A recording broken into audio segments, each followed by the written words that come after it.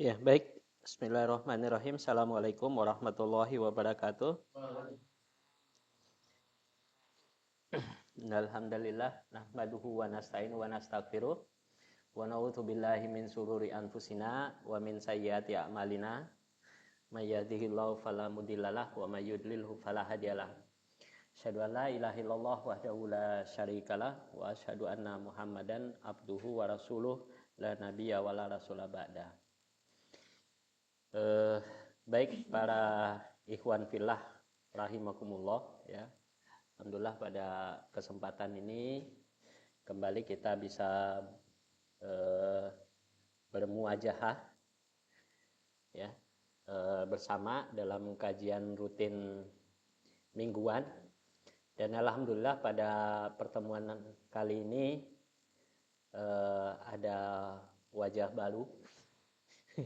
Wajah yang baru satu kali ini kita lihat ya, Mas Fadil ya. Mas Fadil ini putra dari teman saya ini ya, sama-sama dari Sorong ya, namanya Mas Irfan ya. Tapi dia nggak mau ngaku orang Sorong sekarang karena sudah pindah ke Madiun. Ya. Puji syukur kita haturkan kehadiran Allah Subhanahu wa taala yang masih memberikan kepada kita nikmat Islam ya, nikmat iman ya, nikmat kesehatan ya. Sehingga pada kesempatan kali ini kita bisa menghadiri ya kajian ini dalam keadaan sehat walafiat dan tidak kekurangan suatu apapun.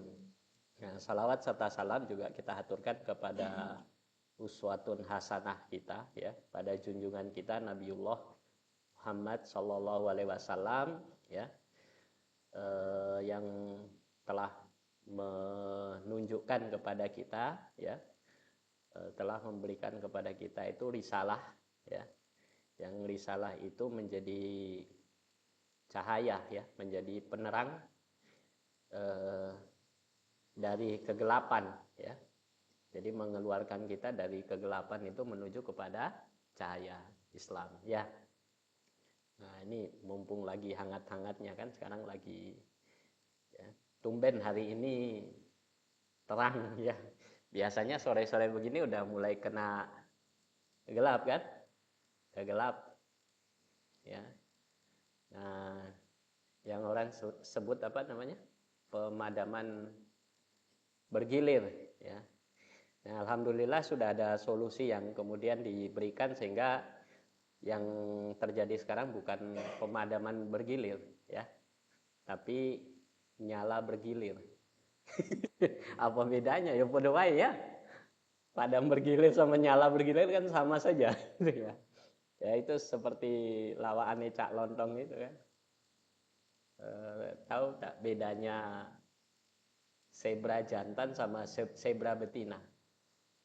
Tahu nggak zebra jantan sama zebra betina itu bedanya di mana? Atau cara membedakannya bagaimana? Ya kalau zebra jantan itu warnanya itu putih tapi ada belang-belang hitam. Nah, kalau zebra betina itu warna hitam ada belang putih-putih. Ya kan? Ya.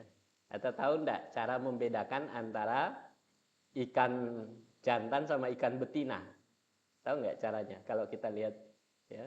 Jadi kalau katanya Cak Lontong itu, kalau ikan jantan itu kalau dia mau jalan itu dari kanan ke kiri. Ya. Kalau yang betina itu dari kiri ke kanan. Ya. Jadi banyak hal di kita itu yang apa namanya? Yang apa yang lucu-lucu ya, termasuk juga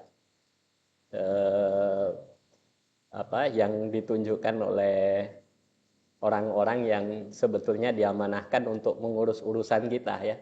Jadi baik ucapan, tingkah laku ya, tindakan, statement itu sekarang banyak yang lucu-lucu ya. Mau ketawa tapi hidupnya pada susah, jadi mau susah tapi kok banyak yang lucu gitu ya. dan seterusnya ya. Nah, jadi itu yang kemudian patut kita syukuri ya, bahwa di tengah situasi yang sekarang orang bilang lagi gelap, itu kita masih bisa hadir di majelis ini. Nah, ikhwan sekalian ya yang dirahmati oleh Allah. Nah, ini kita lanjutkan ya materi kita. Jadi yang sebelumnya kita bahas tentang al-khauf ya, tentang takut ya kepada Allah Subhanahu wa taala. Ya. Di samping rasa takut ya, itu kita ada juga yang barengan ya dengan rasa takut itu adalah rasa cinta kepada Allah Subhanahu wa taala ya. Rasa cinta kepada Allah Subhanahu wa taala. Karena itu saya sebut minggu lalu itu ketaatan kepada perintah itu didorong oleh dua rasa itu ya. Rasa takut ya, takut karena ancaman ya, takut karena ya memang Allah itu layak untuk kita takuti ya. Ya. Jadi yang lain-lain itu mestinya nggak perlu kita takuti ya. Baik takut kepada makhluk ya yang bisa kita indra, maupun takut kepada yang tidak bisa kita indra seperti hantu ya, setan ya, dan seterusnya gitu. Nah, pada saat yang sama juga perintah itu adalah wujud dari rasa cinta ya kita kepada Allah Subhanahu wa taala ya. Nah, yang kita kaji sebelumnya itu adalah dari kitab At-Taqarrub Ilallah ya. Jadi antum bisa baca, hampir semuanya sudah punya ya kitab ya. Ada yang belum punya ya. Oh, dulu belum kebagian ya. Perasaan sudah saya bagikan ke teman-teman ya. Apa jangan-jangan yang dibagikan sama yang hadir beda ini? Jadi setelah dapat buku ngilang ya, yang datang yang baru lagi gitu ya. Gitu. Nah, ini nanti bisa dibaca ya. Nanti kalau misalnya butuh juga nanti saya atau kami siapkan ya sebagai bahan bacaan. Itu kitab tipis memang, tapi cukup banyak faedah yang diambil ya. Nah, kemudian setelah bab al-khauf itu dilanjutkan itu dengan bab tentang namanya at-taqarrub ilallah. Mahabbah ilallah ya. Jadi cinta kepada Allah ya. Gitu. Jadi al-mahabbah ilallah ya. Nah, hanya saja mungkin pada kesempatan kali ini itu karena saya lihat isinya itu juga lebih banyak atau condong kepada bagaimana kita membangun rasa cinta itu kepada sesama pengemban dakwah ya, yang sama-sama mencintai Allah ya. Nah, karena kebetulan yang hadir pada kesempatan kali ini mungkin baru 1 atau 2 kali ikut acara, jadi saya tidak ngambil dari kitab Taqarrub Ilallah, tapi kita ambilkan dari itu ya, kitab yang ditulis oleh Abdul Aziz Mustafa ya. Nah, ini antum bisa cari di online banyak ya. Tapi ini buku lama, versi barunya banyak juga ya. Kalau yang saya punya yang lama ya. Mahabbatullah, tangga menuju cinta Allah. Jadi ini adalah sarah atas kitab yang ditulis oleh Imam Ibnul Qayyim Al-Jauziyah ya. Ya, jadi itu. Nah, itu kurang lebih ada sekitar 10 topik ya yang menjelaskan tangga kita itu untuk bisa sampai kepada mencintai Allah ya.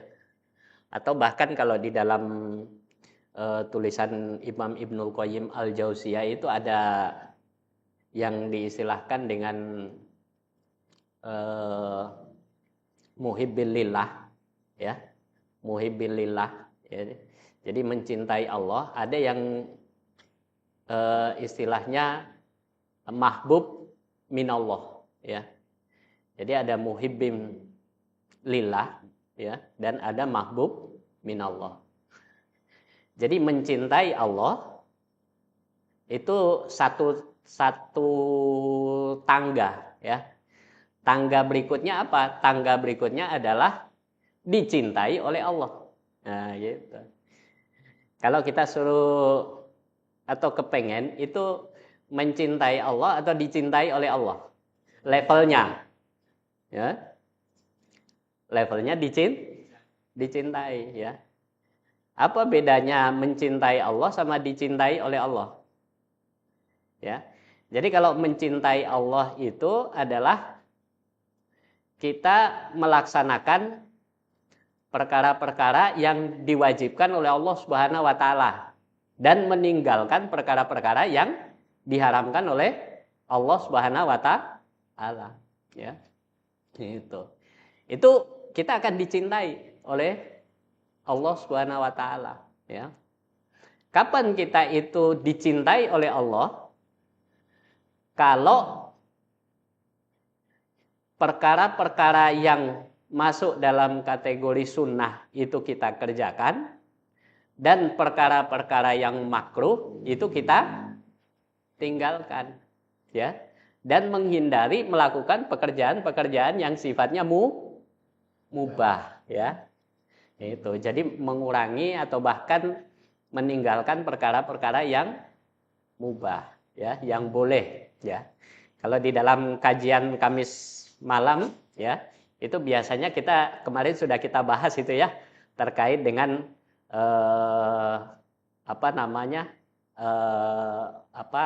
ragam hukum syariah atau macam-macam hukum syara, ya. Ada wajib, sunnah, makruh, mubah, haram, ya. Nah, maksimal yang bisa kita lakukan adalah melaksanakan kewajiban, ya. Nah, kadang kita juga kalau sekedar melaksanakan kewajiban, ya, kadang kita itu juga merasa sudah kayak keren gitu, ya. Ya, sudah merasa ini kayaknya sudah ahli surga ini, ya. Misalnya apa? Kalau kita rajin sholat berjamaah di masjid, ya. Jadi dari kajian kita ini alhamdulillah ada yang sudah mulai rajin, ya, sholat, ya. Di pembahasan sebelumnya juga kita sudah bahas tentang masalah sholat berjamaah, ya. Jadi sudah mulai juga pergi ke masjid untuk sholat berjamaah karena fadilahnya melaksanakan sholat jamaah itu, ya, menurut riwayat itu pahalanya jauh lebih besar daripada sholat sendirian, ya. Khususnya sholat-sholat yang wajib, ya. Nah, tapi kalau kita sudah melaksanakan sholat wajib secara berjamaah, itu kan kelihatannya sudah keren, ya. Betul nggak? Tapi kalau ternyata di samping kanan kiri kita, itu kita kok lihat, ya, wah ternyata si fulan ini dia bukan hanya sholat wajib saja sregep, ya, tapi diikuti juga dengan kok sholat sunnahnya itu kok banyak gitu. Akhirnya kita merasa bahwa memang amal kita ini kalah, ya, dibandingkan dengan yang mengerjakan sunnah. Jadi kalau levelnya tadi kita baru mencintai Allah, kalau dia sudah dicintai oleh Allah Subhanahu wa taala, ya. Nah itu. Nah karena itu memang sakofah Islam itu memang harus senantiasa kita pelajari terus-menerus, ya. Tidak boleh berhenti, tidak boleh merasa bahwa kayaknya saya sudah cukup gitu, ya. Itu. Jadi kalau kata guru saya itu kita itu jangan sampai merasa sombong, ya. Sombong itu artinya apa? Kalau kita sudah dapat sholat wajib, kemudian cukup, ya. amal ini sudah cukup untuk bisa mengantarkan saya ke surga. Nggak usah saya melaksanakan yang lain-lain. Ikut doa gitu ya. Nah, itu namanya orang itu sombong. Ya. Jadi harusnya dia terus belajar untuk memperbanyak sakofahnya. Ya. Semakin banyak sakofahnya nanti akan banyak amal yang akan dia kerjakan. Itu ya. Bisa dipahami ya? Nah, ini masih mengulang saja dari yang minggu lalu ya. Nah, ini yang kemarin sudah kita singgung ya, atau saya singgung tadi ya, salah satu wacana dari Imam Ibnul Qayyim Al-Jauzi ya, takarrub kepada Allah melalui ibadah-ibadah sunnah ya. Yang tadi kita sebut agar kita itu dicintai oleh Allah Subhanahu wa taala ya. Setelah kita itu melakukan ibadah fardu ya. Nah, berdakwah itu termasuk perkara yang wajib juga. Jadi itu juga harus dikerjakan, ya. Menyampaikan kepada orang, mengajak orang untuk taat kepada Allah itu adalah bagian daripada kewajiban, ya. Seberapapun ilmu yang kita punya, ya. Jadi kalau ilmu kita cuma satu, ya sudah satu itu aja terus ya disampaikan, ya. Nah, sesungguhnya akan sampai pada derajat dicintai setelah memperoleh derajat mencintai. Nah, kemudian yang berikutnya, mahabbah kepada Allah, ya itu wacana yang ketiga atau keempat ya, saya agak lupa. Itu harus diprioritaskan dibandingkan dengan mahabbah terhadap diri kita ketika kita diliputi oleh hawa nafsu. Dan berupaya menuju mahabbahnya walaupun jalan terjal itu menghadang ya. Ya, jadi tetap sikoh ya. Tetap fokus pada meraih apa yang kita sebut itu dengan keridhaan Allah ya. Makanya beliau sampaikan di sini ya bahwa Allah atau kita harusnya lebih mengutamakan ridho Allah daripada ridho yang lain ya, daripada ridho yang lain. Jadi berbuat itu bukan karena kita mengharapkan ridho manusia ya, tetapi karena kita mengharapkan ridho dari Allah Subhanahu wa taala ya.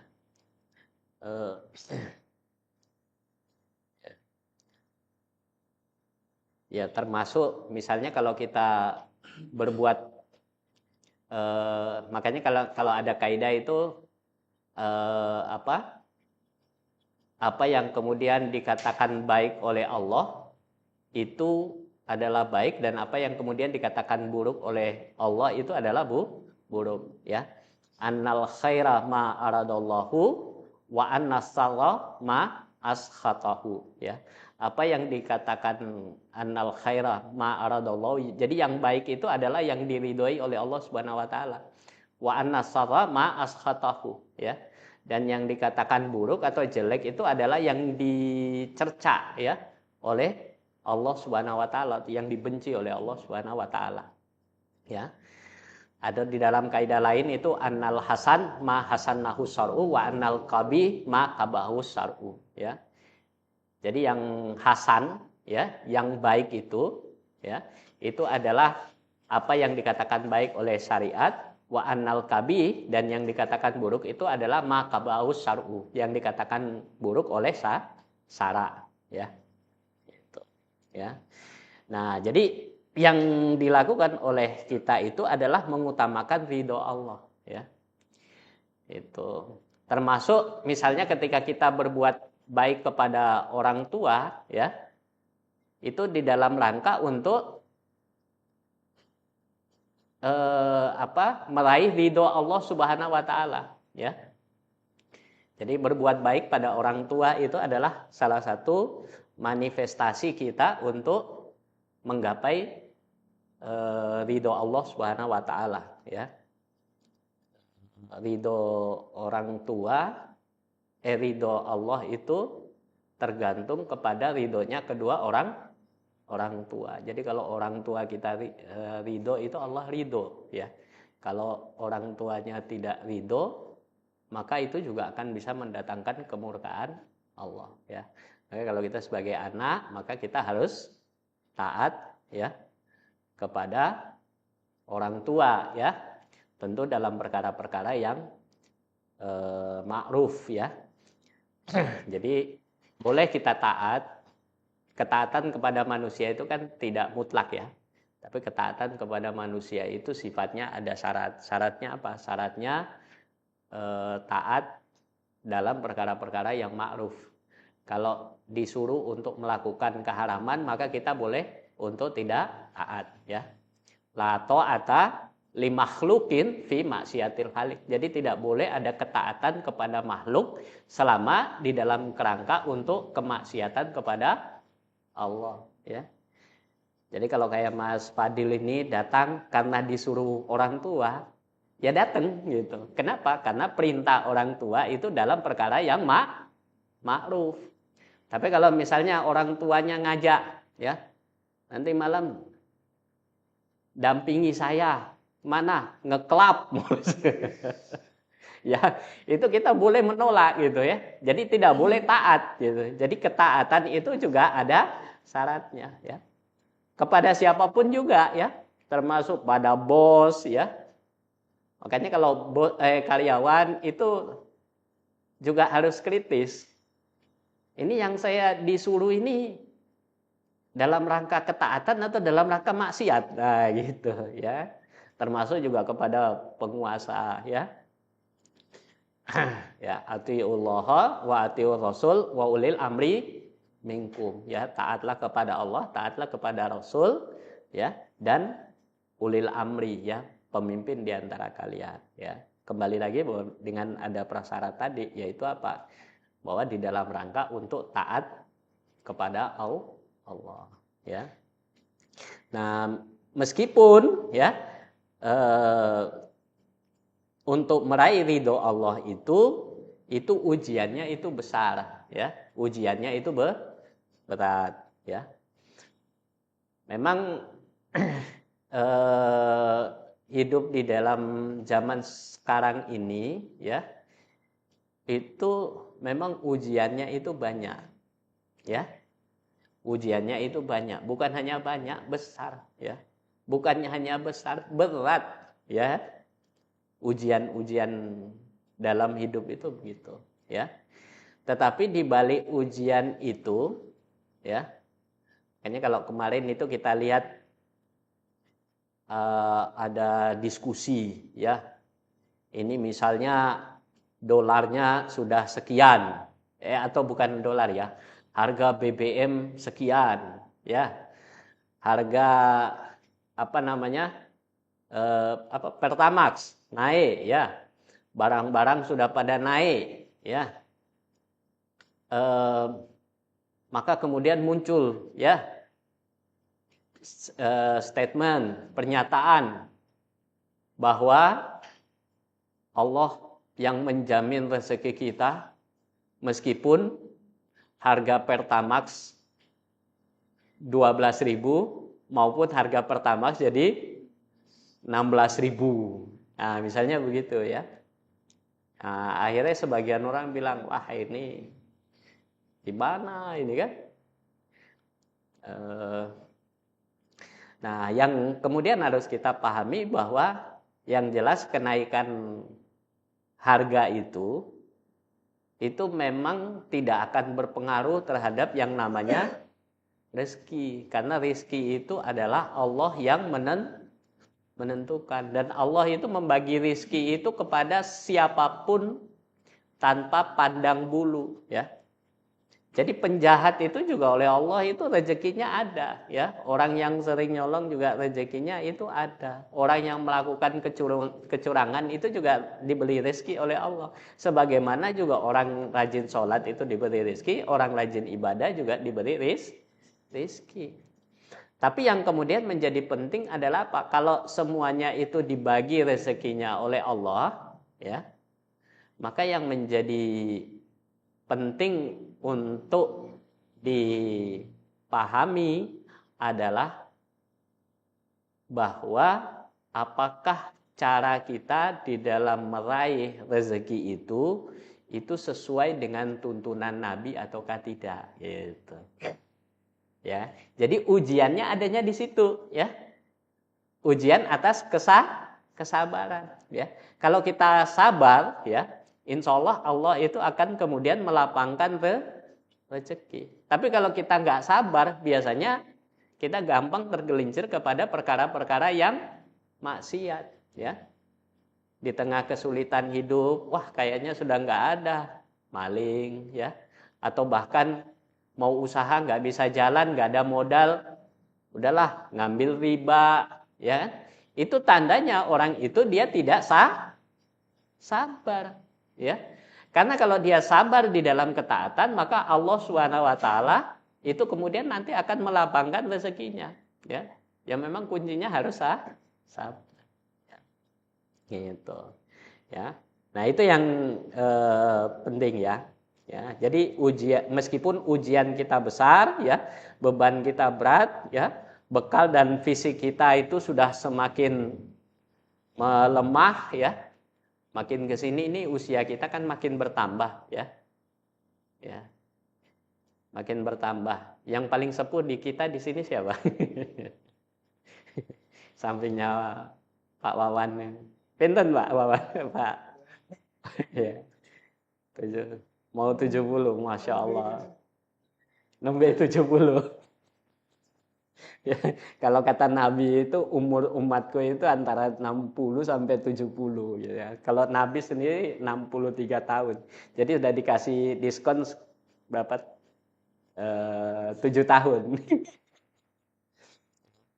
Kalau saya kemarin itu nenek dari keluarga saya itu ada keluarga, ya, itu meninggal kalau tidak salah itu usianya itu kemarin, ya, baru hari kemarin kita dapat kabar itu usianya 105 atau 106. Itu sangat sepuh sekali, ya, tapi masih normal gitu, ya. Ya cuma ada masalah sedikit dengan daya ingat jangka pendek, ya. Kalau yang lama-lama itu masih ingat semua, tapi yang pendek itu sering lupa, gitu.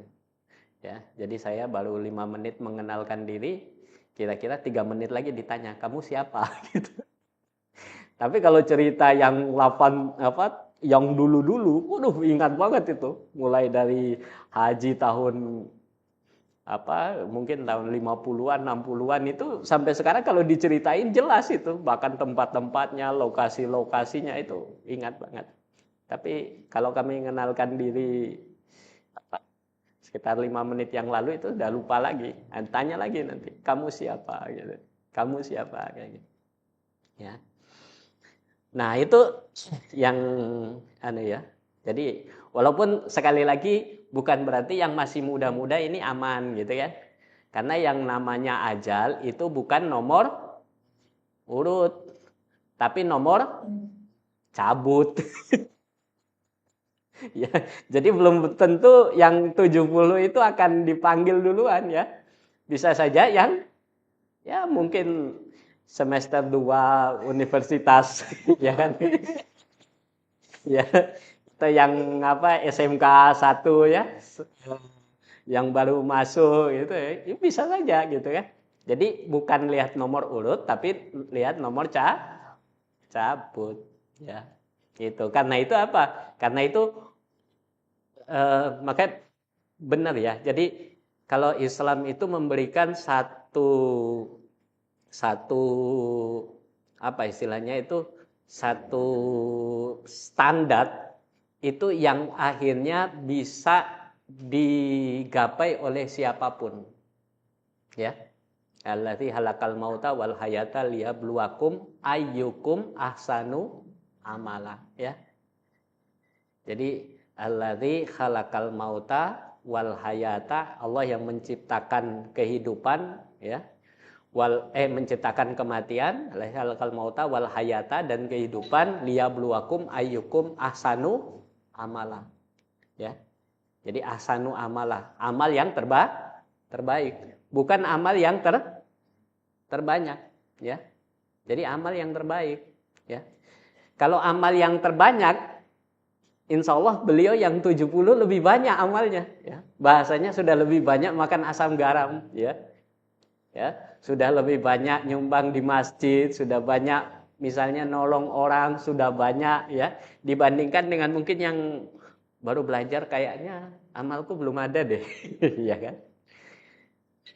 Jadi bukan aksaru amalah, tapi apa? Standarnya itu adalah ahsanu amalah ya. Apa kriteria ahsanu amalah?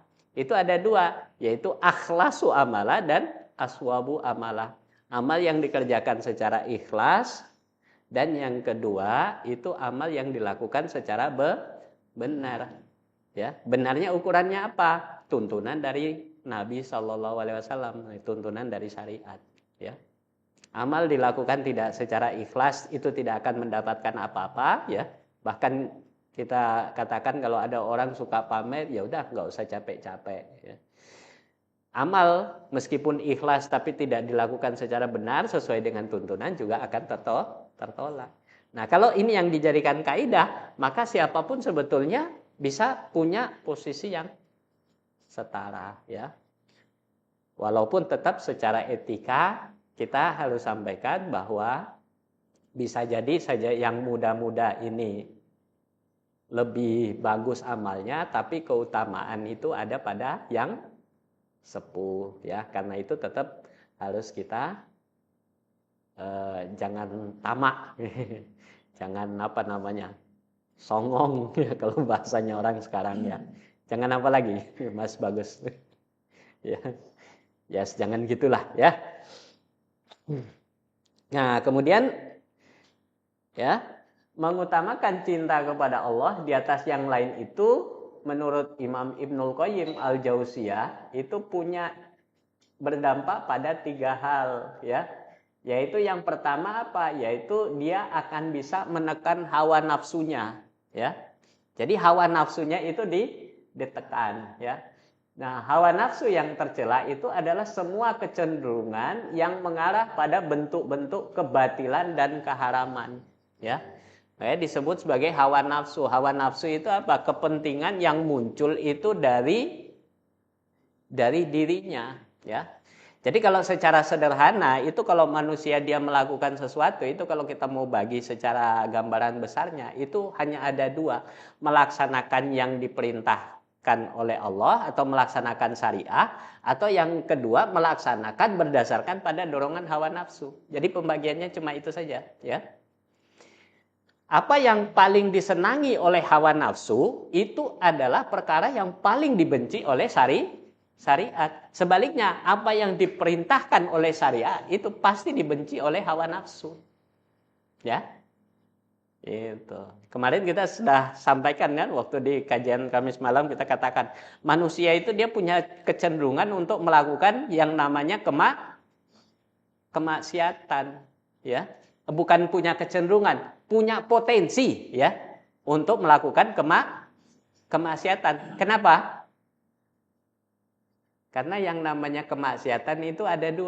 Ada kemaksiatan yang disukai, ada kemaksiatan yang dihindari karena jelek. Dia tahu buruk gitu. Nah, yang repot itu adalah kemaksiatan yang dilakukan itu karena dia suka. Ya. Contohnya misalnya apa? Kalau kemaksiatan yang disukai.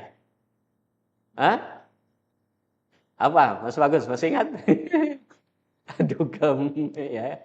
Orang berzina itu apa? Enak gitu loh, ya. Ada orang bilang berzina itu enggak enak, ya. Ya. Mau narkoba itu disenangi apa tidak disenangi? Disenangi, ya. Khamar itu disenangi apa tidak disenangi? Nah, itu kemaksiatan yang disenangi. Ya. Itu. Makanya kemarin saya kasih contoh itu, ya. Kalau di tempat saya itu, di Sorong itu orang kalau namanya makan, ya mungkin tahu ya pengalaman. Kalau di tempat saya itu, orang itu namanya makan babi, anjing, itu enggak senang. Kenapa? Karena yang pertama itu dia bilang jijik, yang kedua itu dia haram. Jadi orang muslim itu enggak senang makan babi di sana. ya. Tapi kalau ditanya apakah dia minum khamar, wah, banyak juga muslim itu yang minum khamar. Mestinya kalau standarnya sama, maka dua-duanya harus ditinggalkan. Kenapa? Karena yang namanya babi itu dikonsumsi oleh muslim itu haram, dan minum minuman keras itu juga sama-sama haram. Tapi ternyata standarnya beda gitu. Ya kan? Dia katakan haram itu karena dia tidak senang, tapi dia katakan boleh karena dia senang meskipun maksiat. Ya. Itu. Ya, jadi teman-teman saya dulu Masya Allah ya, senang minum khamar ya, termasuk berzina ya, narkoba itu ya. Makanya kalau kita tanya itu misalnya sama pecandu-pecandu narkoba dulu, kawan saya itu ya, di Kabak Ops itu dia pernah bilang gini ya, saya itu pernah grebek apa namanya itu, tempat narkoba ya, membongkar jaringan. Saya tanya, kenapa kok kalian itu senang konsumsi narkoba? Nah dia bilang apa? Saya kalau pakai narkoba, atau mereka itu kalau pakai narkoba itu berasa itu rasanya kayak nikmatnya itu luar biasa. Ya. Jadi tidak ada kenikmatan selain daripada tidak ada kenikmatan yang lebih tinggi daripada narkoba, bahasanya pecandu gitu, ya. Itu. Tapi kalau kata Kabak Ops saya, dia bilang begini, tapi menurut saya sih sebetulnya yang paling nikmat bukan narkoba, tapi yang paling nikmat itu adalah, ya bahasanya itu berhubungan antara laki-laki dan perempuan gitu ya. Ya. Apa namanya? Ya baik sama istri maupun sama yang bukan istri gitu ya. Wah itu aktivitas nikmat betul gitu. Ya. Itu. Nah, karena ini perkara yang disukai oleh manusia, kemaksiatan ini, maka ya banyak akhirnya orang itu dia rela untuk melakukan kemaksiatan. Wah, enak. Gitu. Ya beda kayak makan babi anjing tadi, ya ora enak gitu. Ya, jadi itu. Ya. Nah, apa yang sebetulnya disenangi oleh hawa nafsu itu dibenci oleh syariat. Sebaliknya apa yang diinginkan oleh syariat itu pasti tidak disenangi oleh hawa nafsu. Ya. Makanya kata Nabi, wa ma yantiku anil hawa in huwa illa wahyu yuha, ya. Bahwa Nabi itu diutus ya menyampaikan risalah itu tidak ada yang keluar dari hawa nafsu, tetapi apa? Dari wahyu yang diwahyukan, ya. Gitu. Makanya kalau kita mau beraktivitas tidak didasarkan oleh nafsu, maka harus paham tentang syariat. Ya. Itu. Nah, kemudian beliau sampaikan bahwa untuk menekan hawa nafsu itu, ya, itu ada 6 hal untuk yang bisa dilakukan, ya. Yang pertama itu, ya, nah ini yang kemudian menjadi basis kan, fondasi, yaitu apa? Berpikir bahwa manusia itu diciptakan bukan untuk menuruti hawa nafsu, namun ia diciptakan agar bersabar menunggu semata untuk kehidupan dan amal akhirat, gitu ya. Itu. Jadi yang pertama untuk memerangi hawa nafsu itu sadar akan ini, akan apa? Akan bahwa kita itu diciptakan oleh Allah Subhanahu wa taala. Nah, kita diciptakan oleh Allah, maka konsekuensinya apa? Kita patuh kepada zat yang menciptakan kita, gitu, ya. Dan bersabar atas itu, ya, untuk menunggu dan bersabar menunggu semata untuk kehidupan dan amal akhirat, ya. Gitu. Jadi kalau kita itu punya rasa, kemarin kita sampaikan rasa takut itu kepada Allah Subhanahu wa taala. Kemudian kita punya pemahaman, keyakinan akan adanya hari pembalasan, hari penghisaban, ya. Hari di mana kita itu dimintai oleh Allah pertanggungjawaban atas segala nikmat yang diberikan kepada kita, mata, telinga, hidung, ya, mulut, ya, tubuh, ya. Maka kita itu gak akan berani untuk melakukan kemaksiatan, ya. Kenapa? Karena nikmat yang Allah berikan itu kepada kita sudah banyak. Belum lagi kalau nanti kita dimintai oleh Allah pertanggungjawaban. Ya, ada di sana ada surga dan ada neraka. Ya. Neraka yang paling ringan hukumannya seperti apa? Kemarin sudah kita sampaikan ya. Jadi kalau kita kasih arang, menginjak, ya, dapat bonus trompah. Itu kalau kita injak itu, ya, bukan hanya kaki kita yang sakit, ya, yang kepanasan, tapi otak kita itu sampai mendidih. Kebayang gitu? Ya, di sini ada perokok enggak? Pura-pura nanya lagi, ya kan? Itu kalau rokok, misalnya ya, di ujungnya belum mati atau belum mati, coba aja kita pegang ya. Ya. Padahal itu cuma apa itu? Cuma baranya saja ya. Ya, kebayang kalau yang kita pegang itu kayak api ya, taruh aja di atas kompor ya. Udah taruh aja di situ ya. Nah itu pun sekali kalau kita pegang begitu, paling yang sakit itu ya bagian tangan ini saja ya. Nah itu yang siksaan di neraka itu sampai bikin otak itu mendidih, walaupun yang injak itu kaki ya. Dan itu siksaan itu abadan ya, abadi ya. Oh kan enak kalau sudah jadi arang kan enak, sudah jadi abu enak ya, sudah nggak lagi merasakan sakit. Ternyata apa? Ya Allah itu melupas, dimunculkan lagi kulit baru gitu. Jadi sakitnya itu abadan gitu ya. Gitu. Makanya kalau semua orang itu dia punya keyakinan, punya pemahaman seperti itu, ya. Kira-kira Indonesia ini beres nggak masalahnya? Mau ngambil duit itu berani apa enggak? Gitu. Sing korup-korup itu ya. Kalau dia tahu bahwa ternyata dia bukan hanya menghadapi KPK di dunia, tapi yang paling berat itu menghadapi hari pembalasan, ya kan? Makanya kalau di Islam itu tidak perlu ada lembaga yang berlapis-lapis ya. Karena modal ketakwaan itu saja sebetulnya sudah jadi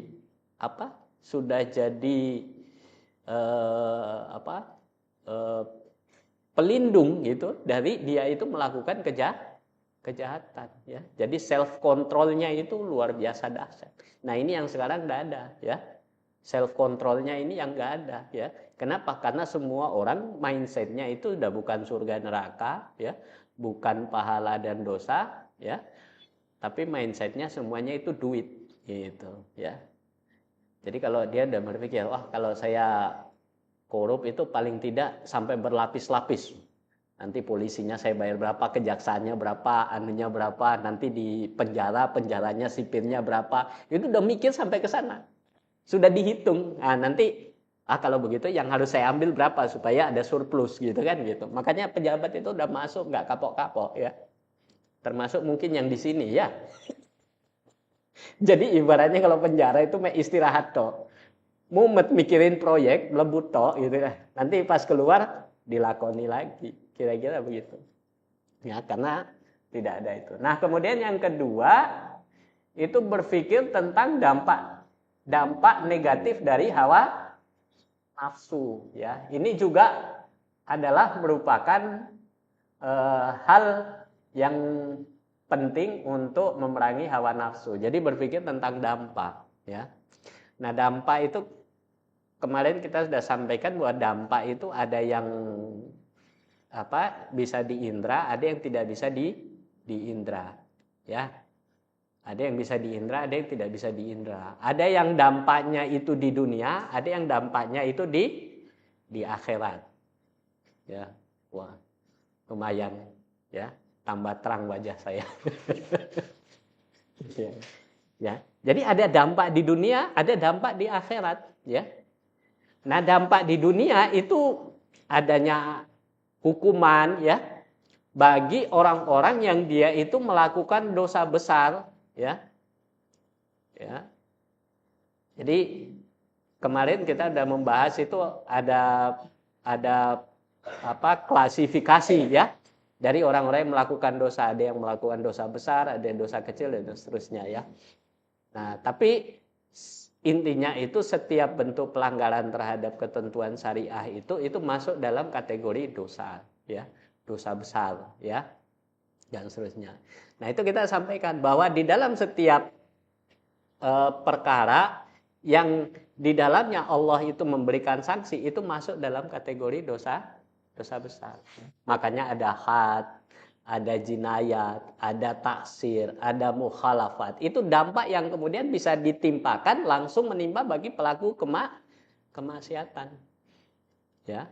Ada juga dampaknya ke akhirat, ya, seperti yang tadi saya contohkan, ya, ada surga, ada neraka, neraka, ya, bagi setiap pelanggaran terhadap hukum syariah, ya. Nah, itu dampaknya, ya. Jadi ada dampak di dunia, ada dampak di akhirat.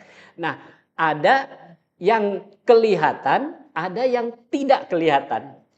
Nah, sebetulnya yang agak berbahaya itu adalah dampak dari pelaku kemaksiatan itu yang tidak kelihatan.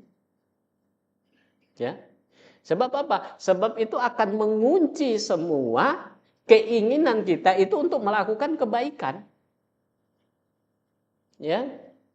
Gitu. Ya. Misalnya kemarin kita ketemu ada teman yang sudah tidak mau lagi berdakwah. Ya. Kenapa? Karena sudah banyak melakukan kemaksiatan. Jadi malu dia, ya. Aku ngerti, Mas, Islam itu harus disampaikan. Aku ngerti, Mas, orang ini harus diajak. Tapi sekarang saya nggak bisa. Kenapa? Aku dewe kotor. Iya kan? Jadi kemaksiatan, dan itu berangkatnya itu kan dari pikiran, ya. Pikiran apa? Saya ini nggak cocok untuk menyampaikan yang benar, gitu, ya. Nah, ada lagi dampak yang lain, misalnya apa yang tidak kelihatan. Itu kalau di dalam kitabnya Imam Ibnul Qayyim Al-Jauziyah, itu dia terhalang dari ilmu, atau dia tidak mendapatkan yang disebut dengan keberkahan ilmu, ya. Ya. Makanya kadang aku ini kok udah bolak-balik hadir di dalam majelis kok nggak pinter-pinter, ya. Iya kan? Wis bolak-balik tak pelajari kok sampai sekarang kok kayak orang enek sing mlebu, Mas. Ya. Ini materinya wis duku tapi kok kayak sing dasar juga belum nyantol, gitu. Nah, itu kita bisa evaluasi. Jangan-jangan memang kita di luar itu banyak melakukan kemaksiatan, gitu ya. Nah, hafal-hafal kok nggak bisa hafal-hafal, gitu ya. Bahkan yang pendek-pendek pun juga habis ngapal itu besok lupa lagi, gitu. Nah, itu bisa jadi karena kemaksiatan, ya. Nah, karena itu apa? Memaksakan diri kita itu untuk supaya bisa itu penting, gitu ya. Gitu. Jadi kalau kata guru saya itu misalnya begini, ya. Tiap-tiap kita itu mungkin punya kemampuan akal itu yang berbeda-beda. Ada yang bisa nerima cepat, ada yang bisa nerima lambat, ya. Ada yang butuh, ya. Makanya kadang ada yang paham di awal, kadang ada yang paham di tengah, kadang sudah selesai baru paham. Artinya majelisnya buyar baru dia paham, gitu. Gitu. Nah, tapi tiap orang itu oleh Allah Subhanahu wa taala diberikan akal, diberikan kemampuan. Sehingga apa? Dia bisa berpikir dengan akal yang diberikan untuk ya apa sih carane iki ben pelajaran ini atau ilmu ini itu bisa masuk. Itu caranya gimana? Kayaknya bisa saja habis dia ngaji, pulang dia baca ulang, ya. Atau pas lagi ngaji dia mencatat supaya tidak lupa, ya. Ada kawan saya itu dia punya cita-cita dulu waktu kuliah itu pengen lulus dengan IPK 4,0. Iya, ya. IPK 4,0, ya. Tahu artinya IPK 4,0? Berapa A-nya? Semua. Ya, jadi karena visinya itu 4,0 pengennya, ya, itu kalau dia dapat nilai B plus, diulang. B plus dia ulang, karena pasti kalau ada B plus 1 nggak mungkin jadi 4,0, 3,98 gitu. Ya. Jadi dia ulang. Nah, caranya dia belajar bagaimana? Caranya dia belajar itu, ya, itu dia ke toko beli apa namanya itu dulu, Walkman ya, apa buat rekaman radio kecil itu dulu namanya apa?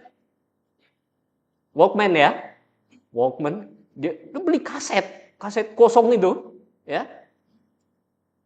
Setiap dosennya nerangkan itu direkam 2 jam itu, ya.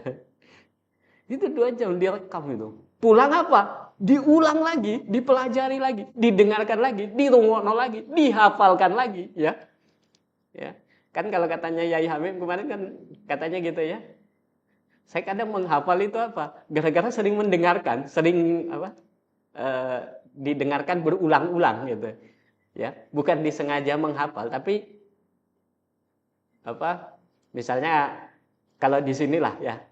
Kira-kira podo KB podo ngafal apa Yasin ya. Ngafal itu bukan karena sengaja dihafalkan, mungkin karena tiap Kamis itu dibaca, didengarkan. Yasin wal Qur'anil Karim. Ya kan gitu ya. Mas Bagus sudah hafal belum? Itu karena sering mendengarkan gitu. Nah, jadi dia itu merekam semua itu ya, pelajaran dipulang dia ulang. Dan terakhir dia itu lulus dengan nilai itu 3,98. Ono 1 B plus ya. Nggak diulang lagi. Kesel. Ya. Nah, begitulah kira-kira caranya kita belajar. Jadi nggak aduh kayak koyo wes nggak iso berhenti, mau mulai lagi, aduh kayak nggak iso. Ya nggak akan bisa-bisa gitu ya. Karena akhirnya apa? Akhirnya kalau kita nggak belajar, kita nggak bisa memahami, akhirnya yang terjadi apa? Setiap aktivitas kita itu pasti nanti akan di-driver oleh hawa nafsu tadi. Karena nggak mau belajar gitu. Ya. Dan tidak memanfaatkan akalnya untuk berpikir tentang bagaimana caranya dia tuh. Di samping tadi menghindari hal-hal yang berbau maksiat, ya itu ya. Jadi ini yang kemudian penting ya, supaya apa? Supaya tuh, makanya belajar itu ya tidak ada istilahnya berhentinya ya, mulai dari kecil sampai kemudian bukan ketika kita kuliah selesai lantas kemudian kita berhenti belajar. Kan kalau kita lihat masyarakat kita kan sebagian besarnya begitu ya. Jadi namanya belajar itu ya di bangku pendidikan. Kalau sudah di luar bangku pendidikan itu namanya belajar udah nggak ada. Waktunya golek mangan, yo, koyo hewan. Ya kan? Aktivitasnya koyo hewan. Hewan itu apa sih? Neng golek mangan, mari mangan apa? Turu. Ya, jadi udah nggak mau lagi belajar. Untuk apa? Nanti tunggulah usia 70 baru kembali ke masjid ya. Tapi belum tentu juga orang kalau dia tidak terbiasa, nanti kalau usia 70 juga akhirnya aduh mau ke masjid kok udah tulang udah reot ya. Udah perlu dituntun ya kan. Harus pakai tongkat, ujian lagi itu ya. Makanya kalau orang sudah terbiasa itu dia jadi enteng ya. Nah, makanya mumpung yang masih muda-muda gitu kan. Itu sudah harus melakukan kebiasaan ya. Nah, kalau nggak biasa itu nanti ya begitulah. Nah, kemudian yang ketiga, orang yang berakal seharusnya mempunyai persepsi bahwa idealisme akan hancur karena hawa nafsu ya. Jadi idealisme itu akan hancur. Idealisme itu apa sih? Idealisme itu aktivitas yang dia bertumpu pada akal. Kan manusia itu kemarin kita bahas itu punya potensi hidup ya. Ada yang disebut dengan tauqatul hayawiyah, ada namanya akal ya. Potensi hidup itu ada 2, ada hajatul udawiyah, ada yang namanya Goriza. Goriza itu ada 3 ya. Nah, ini nanti Mas Fadil harus ada program tambahan ini ya untuk ya. Nah, jadi ada potensi Taqatul Hayawiyah, ada potensi namanya akal. Nah, kalau akalnya itu tidak digunakan, maka pasti ya aktivitasnya itu sama persis seperti hewan. Kenapa? Karena hewan itu punya yang namanya hajatul udhawiyah, punya yang namanya goriza. Ya. Jadi kalau orang dia tidak melakukan sesuatu itu kan hanya semata-mata karena ngurusi urusan perut, urusan apa mana ya kan. Ya, yaitu sama juga seperti hewan, ya, dan seterusnya. Ya. Nah, akal itu kemudian akhirnya dia berpikir ya tentang sesuatu ya sebelum dia melakukan ya. Nah, idealisme itu tergantung nanti mafahimnya apa. Kalau dia di driver oleh pemahaman Islam, maka idealisme atau akalnya itu jadi berpikirnya secara benar. Kalau ternyata berpikirnya itu secara salah, ya maka juga nanti hasilnya perilakunya juga akan salah. Ya, jadi tergantung pada mindsetnya ya, tergantung pada pemahamannya, atau tergantung sederhananya tergantung pada maklumatnya atau informasinya. Ya, ya. Ini banyak istilah-istilah buat teman-teman nanti itu ya. Dan seterusnya. Kemudian keempat, punya persepsi tentang masalah tersebut, ya, dan seterusnya. Kemudian kelima, keenam, dan seterusnya ya. Nah, makanya kalau kemudian kaitannya dengan melawan atau memerangi hawa nafsu ini para ulama para imam itu cenderung untuk membagi berdasarkan pada 4 tahapan ya. Jadi tahapan yang pertama itu adalah apa? Menundukkan hawa nafsu untuk belajar ya, untuk memahami ya. Misalnya kalau bapak-bapak sekarang ini atau mas-mas datang ke sini ngaji, ini kan sebetulnya bisa milih ya. Milihnya gimana? Kan bisa ke sini, bisa juga ke tempat lain, ya. Bisa ngaji atau bisa melakukan sesuatu yang lain. Tapi kemudian mikir, oh kalau belajar ngaji itu dalam rangka untuk tolabul ilmi. Tolabul ilmi itu artinya apa? Artinya ini perkara yang diwajibkan oleh Allah. Maka apa? Maka saya datang meninggalkan hawa nafsu gitu ya. Itu. Jadi itu level yang pertama. Meninggalkan hawa nafsu atau mengalahkan hawa nafsu untuk belajar tentang ilmu-ilmu Islam, tentang sakofa Islam ya. Nah, level yang berikutnya yang kedua itu apa? Menundukkan hawa nafsu atau mengalahkan hawa nafsu dalam kaitannya dengan apa? Dengan mengamalkan apa yang dipahami ya itu. Karena ada juga orang itu tahu, orang itu ngerti, tapi belum tentu dia mau melaksanakan, mengamalkan. Ya, ya kan?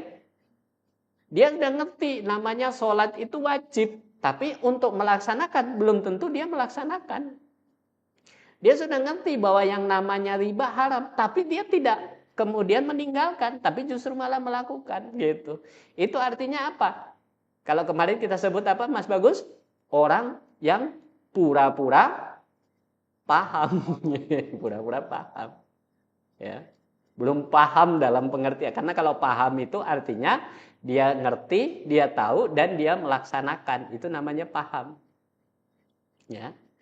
Nah itu level yang kedua ya.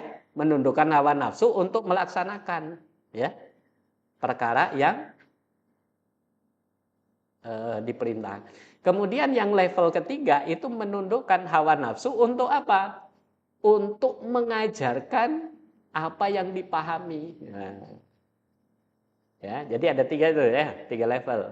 Satu itu belajar, meninggalkan hawa nafsu, ya. Yang kedua mengamalkan daripada tidak mengamalkan. Nah, kemudian level yang ketiga ini itu apa? mengajarkan apa yang dipahami gitu ya. Karena banyak juga orang sekarang itu yang penting dia paham, tapi yang penting dia soleh sendiri. Yang penting dia ngerti sendiri ya. Ya. Jadi kalau dia mau masuk surga, masuk surga sendiri ya. Kebayang kalau kita itu masuk surga sendiri. Ya kata Nabi apa? Kata Allah, wasari'u ila magfiratim mir rabbikum wa jannatin arduhas samawat wal ard uiddat lil muttaqin ya. Itu. Jadi wa jannatin arduhas samawati wal ard ya. Ya. Dan surganya Allah yang luasnya apa?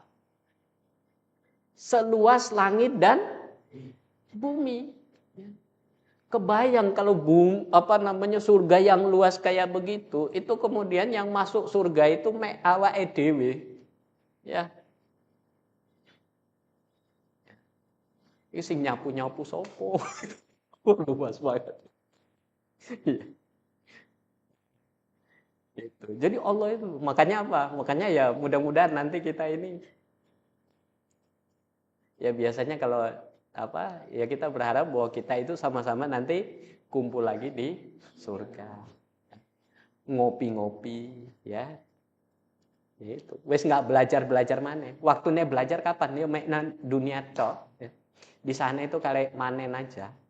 Nggak usah ngaji, bahkan mungkin kopi juga tinggal minta aja kopi, minuman yang paling nikmat ya, air sungainya itu dari susu ya. Jadi capeknya kapan? Ya capeknya ya di dunia toh gitu ya. Dan apakah capeknya lama? Ya belum tentu. Kenapa? Karena bisa jadi tadi yang kita sebut ya. Namanya ajal itu bukan nomor urut, tapi nomor cabut. Misalnya Anda sekarang baru ketemu sama orang, ya, habis ngaji sini, pulang ketemu orang, ya, besok ngaji, oke, insya Allah dia datang. Kemudian setelah itu kita kelindes, satu kali itu udah selesai. Iya ya, itu enak nggak? Ya, semua orang itu sebetulnya oleh masuk surga kata Nabi ilaman aba ya. Jadi semuanya itu masuk surga ilaman aba kecuali yang gak gelem. Ada orang yang gak gelem mlebu surga. Ono. Sopo mereka itu? Ya orang yang tidak mau taat pada perintah Allah. Senengane ngikut jalannya setan. Ya.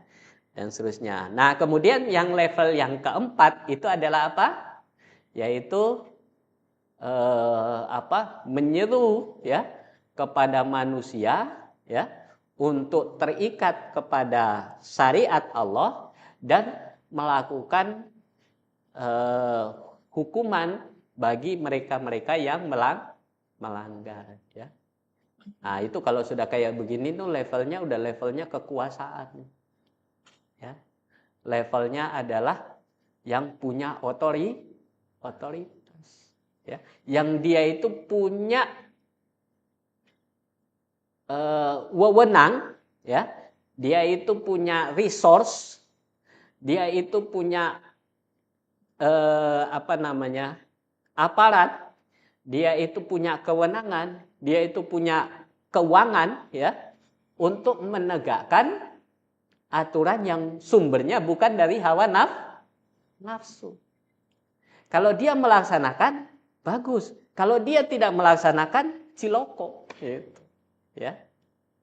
Gitu. Kalau kita ya maksiat satu orang, dampaknya ke individu.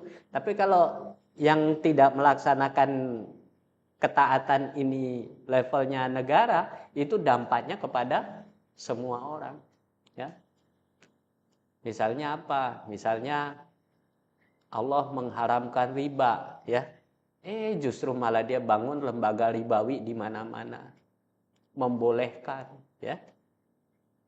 Itu dosanya itu besar. Padahal dosa orang melakukan riba itu aja ngeri satu orang. Apalagi kalau seseorang yang dia bikin kebijakan, dia bikin keputusan yang akhirnya semua orang melakukan kemaksiatan. Dosanya ngeri, ya.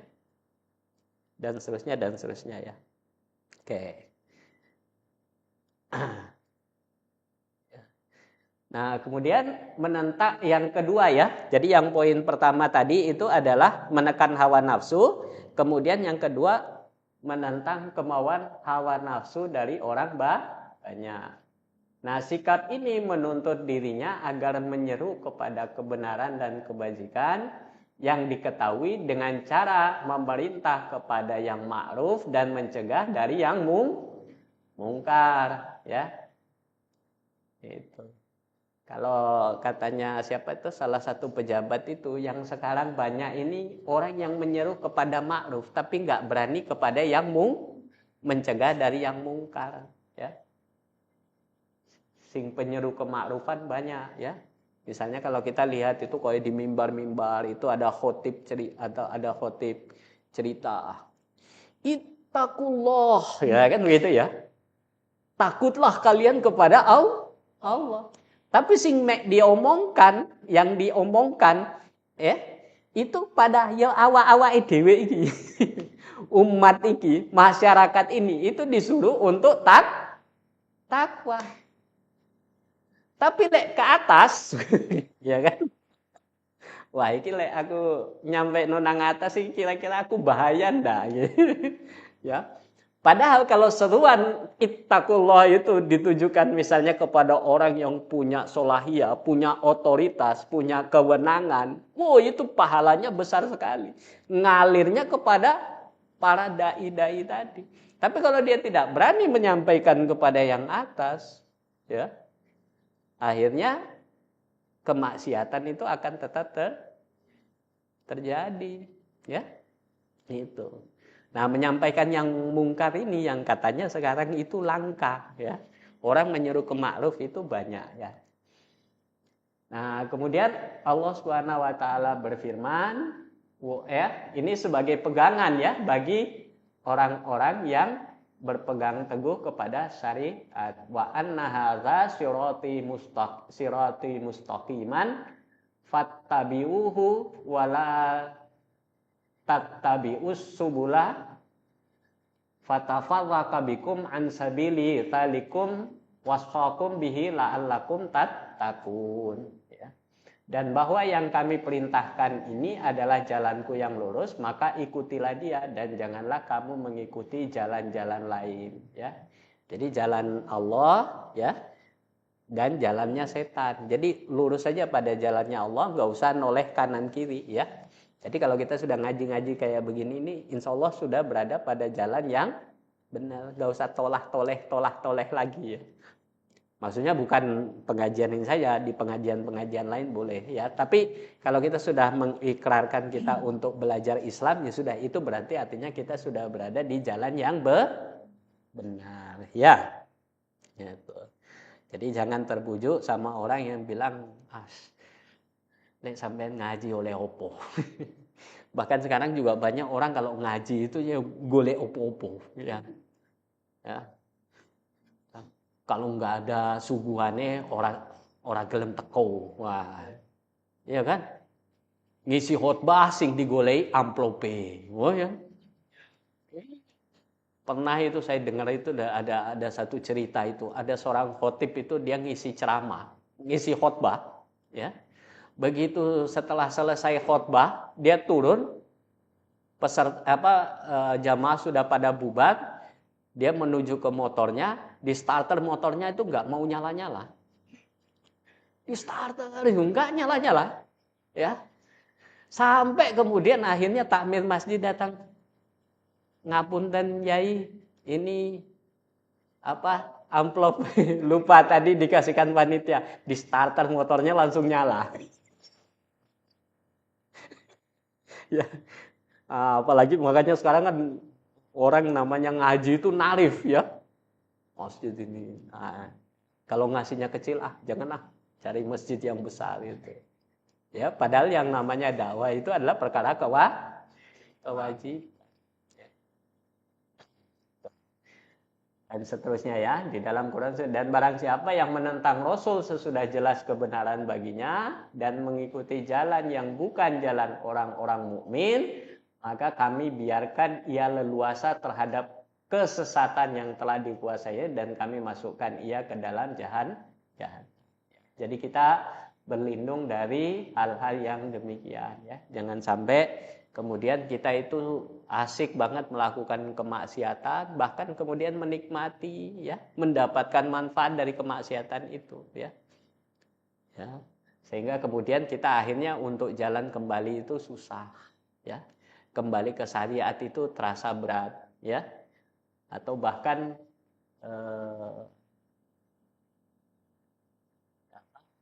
justru malah dengan makin seringnya kita melakukan kemaksiatan itu akhirnya tempat kembali kita itu adalah jahanam dan seterusnya.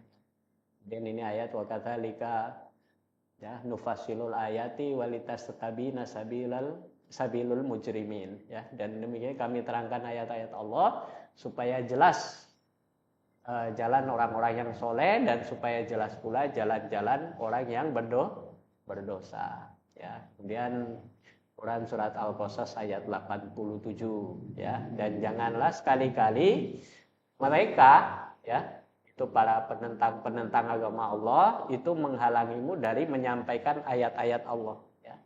Jadi dakwah itu memang harus terus-menerus disampaikan, kebenaran harus disampaikan meskipun itu terasa pahit, ujiannya berat. Ya, sesudah ayat-ayat itu diturunkan, dan serulah mereka kepada jalan Tuhanmu dan janganlah sekali-kali kamu termasuk orang yang mempersekutukan.